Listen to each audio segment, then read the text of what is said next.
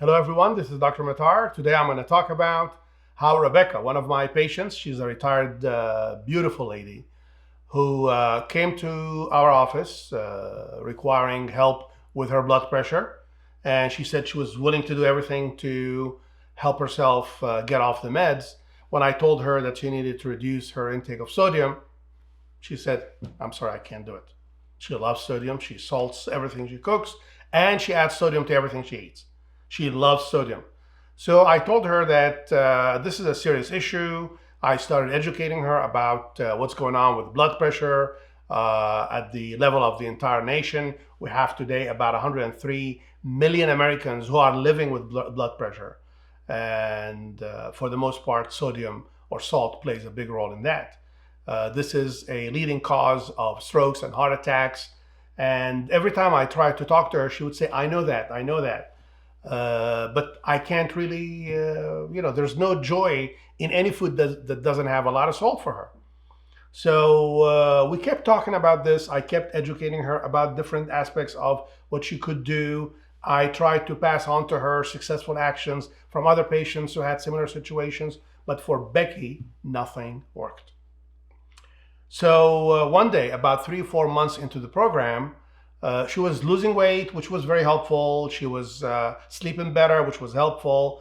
But salt, no way. She comes to me one day, a few months later, and she says, I have a breakthrough. I said, tell me. She says, yesterday I was on the internet and I saw this picture of a sandwich cut in half where one half had about 600 milligrams of sodium less than the other half. And if you looked at both halves, you would think they're actually identical. So she looks into this in detail and she finds that the choice for how many slices of meat, how many slices of cheese, the type of bread and so forth on one side was different than the other one, which caused her to actually go home, make the sandwich, the one with the less sodium, 600 milligrams less sodium. And she said, I didn't feel a thing. It was actually completely fine. So that was a breakthrough. And that caused her to really pay more attention to what she's eating. She started looking for low sodium alternatives for everything. And she started losing, blood pressure. So blood pressure was getting closer to normal. She went to see her doctor, and she was told that she needed less medication just with that simple reduction. Her intake, I did the quick calculation on her intake, it was close to 5.5 grams of sodium every day, 5,500 milligrams of sodium every day, which is really high. We're not supposed to exceed the 2,300.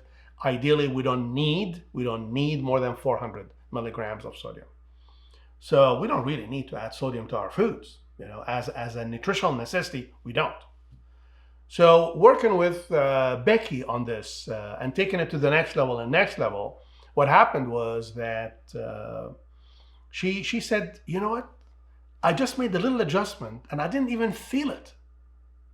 And the results were spectacular when it came to blood pressure. She was still on blood pressure medication, but she was motivated to do more. She said, I think I can do it. I think I can do more. So we discussed a couple of things with her. Number one, how to add more potassium to what she's eating. Potassium and sodium counteract each other in the body in many different ways. So if you have more potassium, the body can tolerate more sodium. But if your intake of potassium is not high enough, which is the case for most people, then almost any excess sodium can cause you problems, okay? And big problems, because high blood pressure is not just a light problem. It's one cause of death, one major cause of death. So basically, here's what we did. We told her that she needed to have a lot of vegetables, which is where you get your potassium from, and a lot of fruits, but mainly vegetables, because the problem was savory foods, salted foods, and so forth. So she would cook something, and she would use the same recipe that she has, but she would add to it. She would amplify, if you will, the vegetable portions of that recipe. So if the recipe calls for 1 tomato, she would put 2 or 3. And she kept doing that with all recipes. And that alone caused her to have another drop, stable drop in her blood pressure. So adding more potassium in the form of vegetables caused a significant change in her blood pressure, favorable change. Then she comes to me a few months later saying, I'm still on blood pressure medication. I'm doing so much better. I just want to get off these meds. What can I do? I said, well, here's what you need to do. You need to make it a habit to have high potassium with everything you eat, not just when you cook, by adding more vegetables. Every time you eat, whether it's a snack or it's a meal or you're eating at home or you're eating at a restaurant, doesn't matter. You have to have a lot of potassium rich foods. And she says, how do I do that? I said, well, if you're having a warm dish, say in the winter, have a warm vegetable broth with no salt added. You can buy it at the store. It's salt free. Just warm it up and drink it. That has a lot of potassium. In addition to amending your recipes so they have more vegetables. So don't drop that. And another way to reduce your amount of salt is to add more spices and herbs. So you add more spices and you reduce the salt and you taste and you experience that. And you see if you can add a little more and reduce the salt a little more until you reach a point where you go, I think I'm right at the right spot for me, for your taste. And you can stop there. But that alone can help you reduce your salt. Having a warm broth before your meals, every single meal, every single snack, or have it as your snack. Or if it's not the winter season, you can have maybe some vegetable juice. You can do some fresh vegetable juicing. You mix it with water, dilute it with water, and drink it before or with your meals. Okay? So she started doing that, and she was really having high potassium foods with every single meal or as her snack throughout the day. And she did that for about, I would say, 3 or 4 months. And she goes to see her doctor because patients who are seeing us for lifestyle see their doctor every 3 months because of the changes, the rapid changes, the good changes that are happening with their bodies and health. So she goes to see her doctor and he takes her off medication.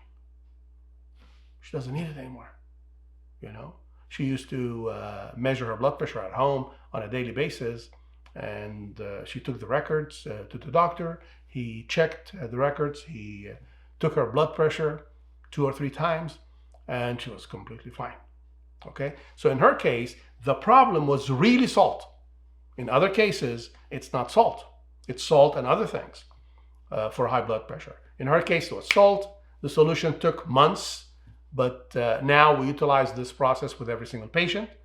We start by giving them advice on implementing a lot of or adding a lot of potassium into what they're eating, and then using that and those tricks that I just mentioned to reduce salt. They increase the potassium, reduce sodium, increase potassium, reduce sodium until they achieve their target.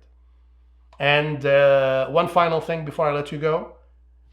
You don't have, nutritionally speaking, to add any salt to your food. I'm not talking about taste.